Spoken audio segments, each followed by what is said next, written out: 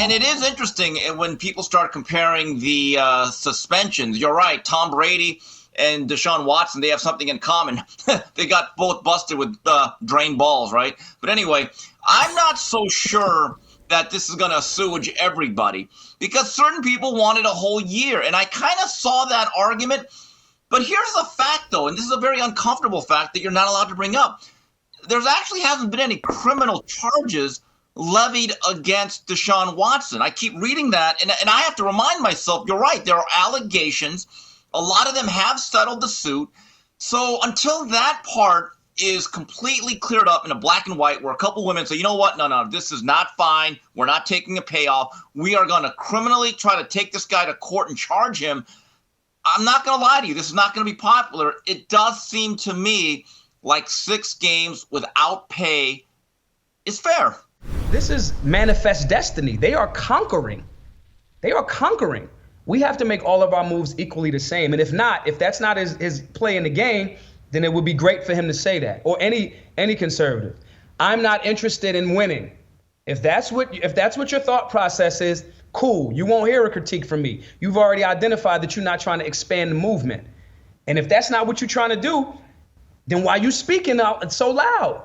Oh, it's just for sales? Oh, okay, baby, free market. Okay, I got you, baby. You just selling books.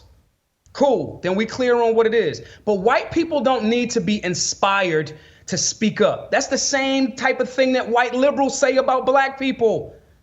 They are grown people.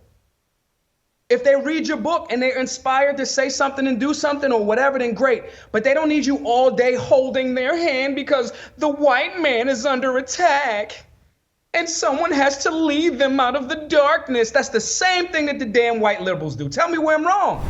The phrase spazzing out is mocking what happens to people with spastic dyslexia. I learned all that this morning when I heard the pop singer was editing the song. I did not know the etymology of spaz. Now I do. I'm not sure I care, but at least now I know.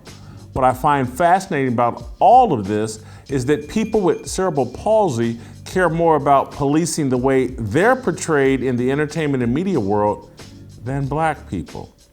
We're the only group with absolutely no standard. The entire rap music industry is built on the use of the N-word. It is used repeatedly in nearly every successful commercial rap song. Rappers brag about killing, raping, robbing, dissing. No one cares. Beyonce uses the N-word in Heated. No one cares. Every minority group aggressively polices how they're characterized in music, television, and movies, except black people. I can't believe I've never been invited to Swim Thick. Should I be offended that I've never been invited to Swim Thick? I mean, yeah, I don't think you should be. Go. Yeah.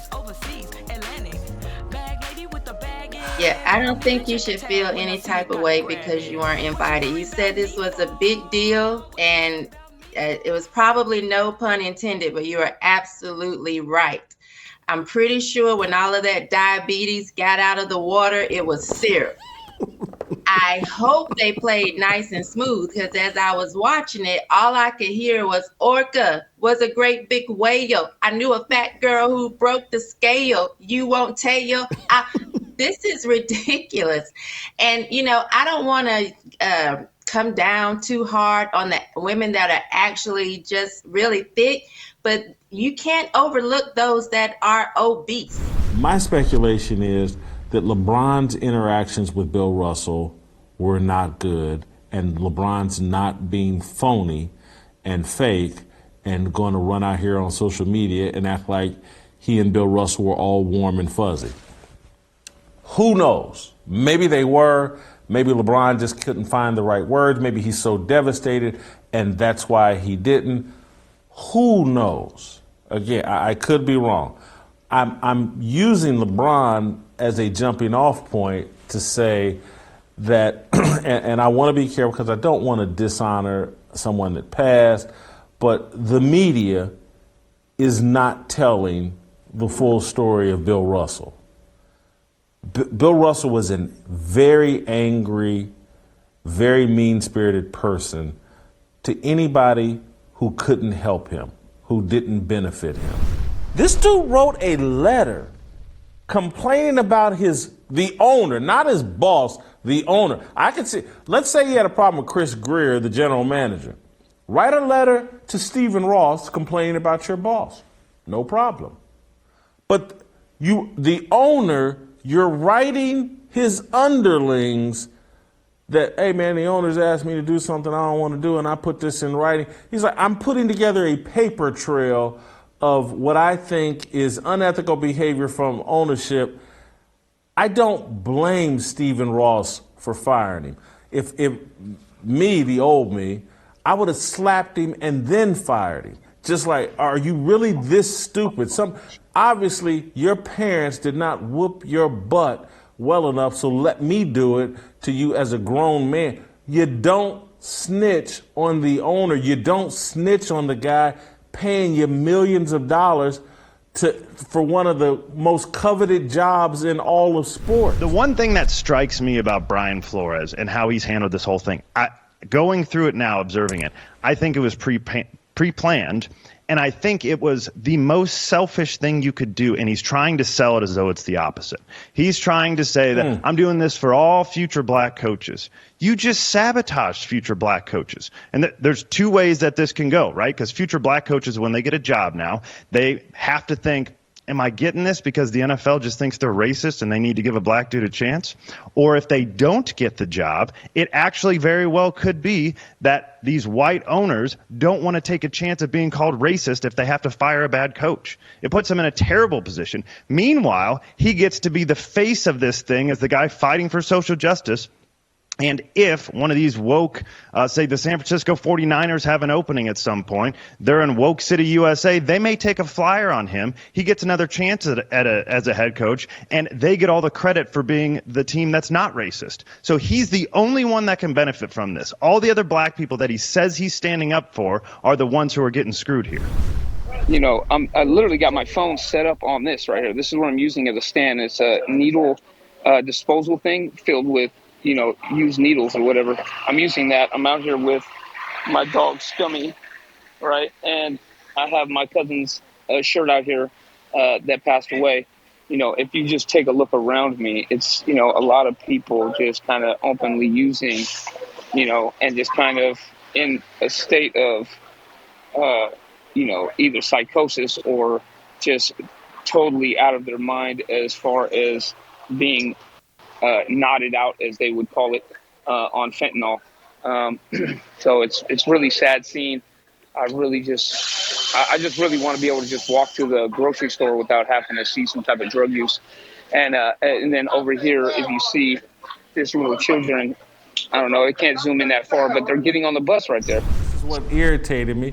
They took Lawrence Taylor over Reggie White, which, look, I don't understand why they're putting Reggie White and Lawrence Taylor in the same category. Reggie White played with his hand in the ground. Yeah. Lawrence Taylor played standing up. Lawrence Taylor's an outside linebacker. This is crazy. Jason, Reggie White's the greatest defensive end. Lawrence Taylor's the greatest outside linebacker. Look, the thing is, they said edge. Lawrence Taylor was a 3-4 backer, okay? And Reggie White, not only did he play outside, he played on both ends. He would be a right defensive end and a left defensive end. He'd also play inside, played a lot of 3-tackle, played over the nose at times. He's the greatest defensive lineman I've ever seen because of his ability to be adaptable, and Aaron Donald is not far behind. I don't get this. These are the most dangerous times I feel in American history. As a black man, but as a believer in America and our values and our Constitution, I feel more in danger now than I could have theoretically saw myself in the days of slavery, even in the days before the Civil Rights Act. These are the most dangerous times for a freedom-loving American in American history, because the government has consolidated power, and they are an extension of an even bigger power. I mean, the American government itself is a monolith. But then you got the global agenda that connects all of the dots. You got the Five Eyes, right? I mean, you got NATO, you got the UN, you got the World Health Organization, You got the climate groups. I mean, these people's power is getting to be, so grandiose. The American citizens should be in the streets today.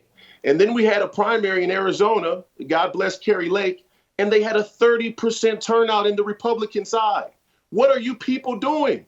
What are we waiting on? I never thought I'd see people like, AOC saying that drag queens are patriots, or seeing pictures of a little child, no older than 3 years old, standing outside of a cage where a man in a leather mask, is trapped in the cage like a dog, right? This is the type of stuff that you see online every single day. And at a certain point, people are going to need to stand up and say, enough is enough.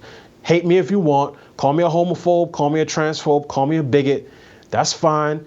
And particularly as a black man, say that I'm selling out. Say this is, I'm upholding white supremacy. But Jay say, you know what? I'd rather be a coon than an idiot. And I'm not about to feed my children into the devil's mouth for anybody. So they can say whatever they want, but I'm not going around. I'm not going over. I'm not going under. I'm going through.